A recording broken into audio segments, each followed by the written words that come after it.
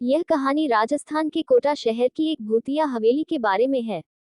यह हवेली राजा महाराजा के समय में बनाई हुई थी, लेकिन पिछले 18 सालों से इस हवेली में आज तक कोई भी रहने के लिए नहीं आया है।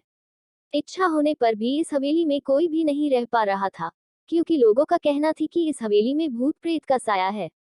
जब रोहित सिंह को इस हवेली के बारे में पता चला तो उसने तय किया कि वो इस रहस्य को जान कर ही रहेगा, क्यों लोग इस हवेली में नहीं रह पा रहे हैं। उसने मजबूत इच्छा शक्ति से हवेली में रहने की पूरी तैयारी कर ली। जब उसने हवेली के अंदर जाने के लिए पैर आगे बढ़ाए तो दरवाजे पे किसी अनजान व्यक्ति ने उसे रोक लिया और नजदीक जाके बोले, कौन हो आप और किधर जा रहे हो? रोहित सिंह ने जवाब देने के बजाय उसने सामने सवाल किया, जी, आप कौन? मेरा नाम रामेश है और मैं यही पास में ही रहता हूँ। रोहित सिंह ने कहा, ओह अच्छा, मैंने सुना है कि यह एक भूतिया हवेली है और यहाँ कोई नहीं आ पाता है, इसलिए मैंने इस हवेली में एक दिन रुकने का फैसला किया है। रामेश ने कहा, जी हाँ, आपने सही सुना है, और आप भी अंदर मत जाइए, मेरी माने तो आप भी वापस लौट जाइए, यहाँ बहुत खतरा है। यह सुनकर रोहित सिंह खुश हो गया, जैसे उन्हें कोई लॉटरी लग गई हो। रामेश ने उसकी खुशी को देखकर बोला, आप क्यों खुश हो रहे हो? आपको तो भूत का नाम सुनकर डर लगना चाहिए। शायद आपको पता नहीं होगा कि मैं भूत प्रेत में काफी दिलचस्पी रखता हूँ। अगर इस हवेली में भूत है तो मैं अंदर जरूर जाऊंगा और सारी सच्चाई का पता भी लगाऊंगा। इतना कहकर रोहित सिंह उस हवेली में चले गए। अंदर जाके रोहित ने अपनी बैग को साइड में रखा और हवेली के चारों ओर देखने लगा। सारे रूम भी चेक कर लिए। बाद में ड्राइंग रूम में आके सोफे पर बैठ गया। उसने वहां बैठकर दारू के 2-4 पैक भी पिए। वहीं अचानक उस रूम में लाइट का एक बल्ब चालू बंद होने लगी, लेकिन रोहित ने उस पर ध्यान नहीं दिया। थोड़ी देर बाद दूसरा बल्ब चालू बंद होने लगा, फिर तो हवेली की सारे लाइट चालू बंद होने लगी।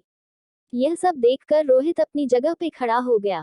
अचानक उसके सामने एक छोटा टेबल हवा में उड़ने लगा, करीबन 6 फुट हवा में ऊपर जाके गोल गोल घूमने लगा और बाद में रोहित की ओर तेजी से आने लगा।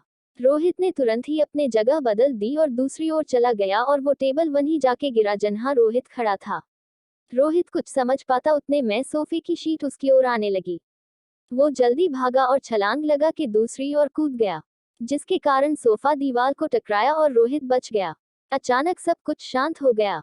रोहित ने चारों ओर सतर्कता से देखा और बड़ी आवाज में बोला, तुम जो भी हो सामने आकर के बात करो।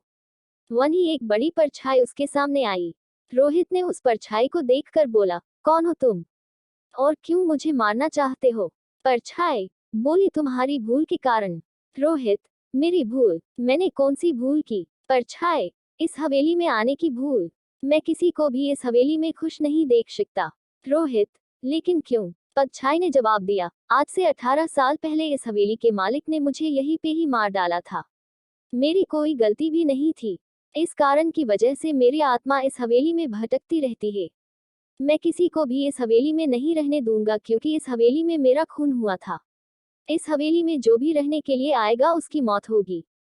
रोहित ने कहा, मैं तुम्हें अपने असली रूप में देखना चाहता हूँ। तुम्हें मारने से पहले मैं तेरी यह इच्छा अवश्य पूरी करूंगा। और उस परछाई ने एक भयानक दरमियाना रूप ले लिया। उसका चेहरा इतना भयानक था कि रोहित भी एक क्षण के लिए डर गया था, लेकिन दूसरी ही क्षण में उसने अपने आप पर काबू पा लिया। बाद में इसने अपनी जेब में से सफेद पाउडर निकाला और उस भूत के पर फेंक दिया। भूत के पर पाउडर पड़ते ही वो जलने लग गया। बड़ी बड़ी ज्वाला ये उठने लगी। वो बहुत जोर जोर से चिल्लाने लगा और बाद में पूरी तरह से जल गया। उसके बाद रोहित ने चैन से सांस लिया और वहीं पर सो गया। दूसरे दिन सुबह जब रोहित को सही सलामत हवेली से बाहर आते देख रामेश को आश्चर्य हुआ। रामेश ने रोहित से पूछा, तुम कैसे जिंदा हो? जब रोहित ने रामेश को कल रात को घटी घटना को उसी तरह से बताया और बोला, अब यह हवेली भूतिया हवेली नहीं रही। दोस्तों, आपको यह कहानी राजस्थान के कोटा की भूतिया हवेली की कहानी कैसी लगी, प्लीज हमें कमेंट करके जरूर बताएं।